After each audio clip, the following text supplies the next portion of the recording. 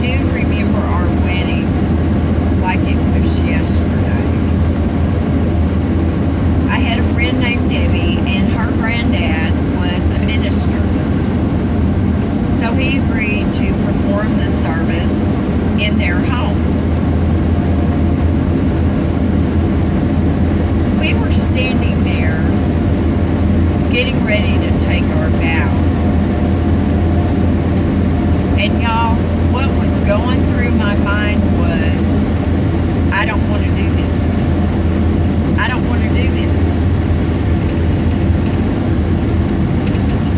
But I did not have the guts to stop it. And I should have. Except for the fact that I did get my older son through that marriage. Now, Joe was standing there next to me, and he was sweating so bad that it was running off the end of his nose, and the minister's wife had to go get him some paper towels. I knew, y'all, I knew I was making a mistake.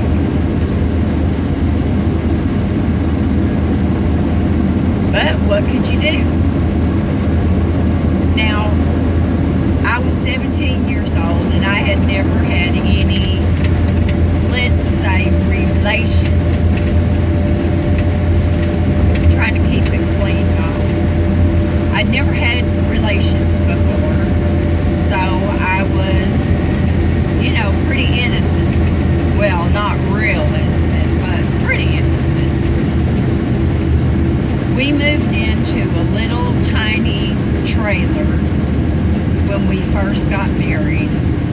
I mean, it was one of those little trailers that if you took a step to the left, you left the living room, kitchen area, and you were in the bathroom. And then if you took another step to the left, you were into the bedroom.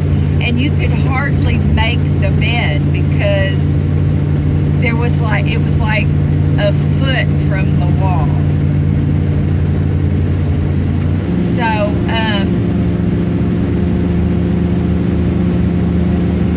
it didn't go well. Now, I never knew that he had a temper before I married him. And that happens a lot, y'all, that we do not know really a person until after we're married to them. And that doesn't just go for women. That's for men as well. They don't know what kind of woman they're getting until they've got her. Now, I was always a very loud, outspoken, opinionated, stubborn girl that turned into the same kind of woman. So anyway, my parents had a little rental house in town. They lived 7 miles out of the country. And so eventually we rented that house from them. Now, Joe worked construction. I was full on into my ADHD. I never sat still. And my OCD. Everything had to be perfect. The first sign that I had of Joe's temper was fighting over my clothes. Now, we wore Daisy Dukes back then, y'all, and little midriff tops. That's just the way we dressed. All the girls dressed like that. Well, almost all of them. So one day he came home and he was getting on to me about my clothes. And I said, you know what? My clothes didn't bother you when we were dating. Why are they such an issue now? Well, you are my wife. And you are not going to be dressing like a tramp. Well, my response to that was, that's just too bad. If you don't like it, you can leave this tramp. Well, let me tell you, that did not sit well with him. And so he brought his fist down on the coffee table and broke it in half. I walked out of the room, and a couple minutes later he followed me, and of course he was apologizing profusely. I'm sorry, babe. I swear I will never lose my temper again. Now, if you ever hear a man say that, or a woman, 99% of the time that's just BS. Because they're going to continue to lose their temper. And it gets worse. Every time it gets worse. So he continued to be angry about my clothes. And we had a burning barrel outside in the backyard. 55-gallon drum. Lots of people in town had them. That's the way you got rid of most of your trash. He went through the house, the dresser drawers, my closet. He gathered all my clothes up and torched them. Now, you guys, that's a real red flag, okay? I should have left him right then, but I didn't. Now, I'm the kind of person that I really have to be in love with somebody to be physical with him. Now, I was not in love with him, not at all. He kind of grossed me out, repulsed me. But I was married.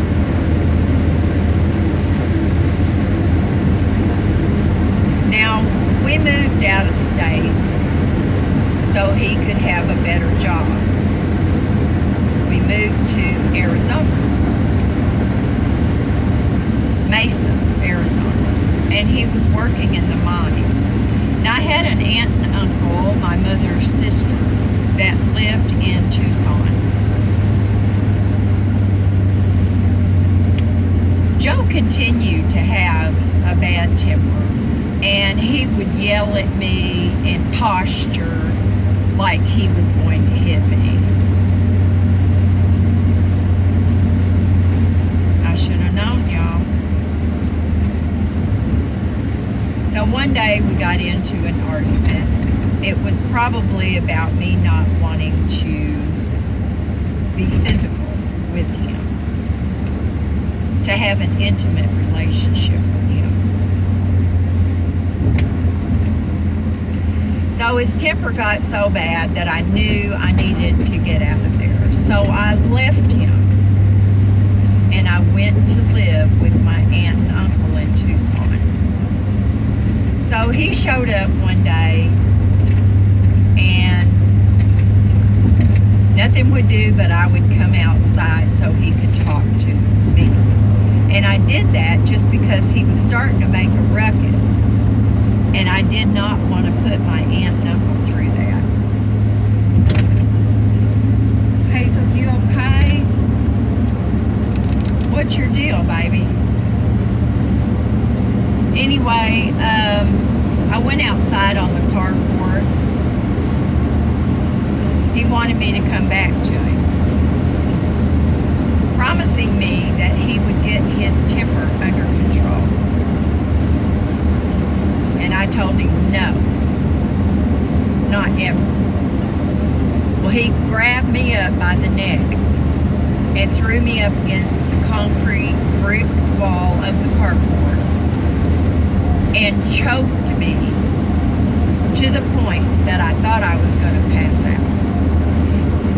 My aunt came to the door, and of course he released me and I fell down. Well, he took off.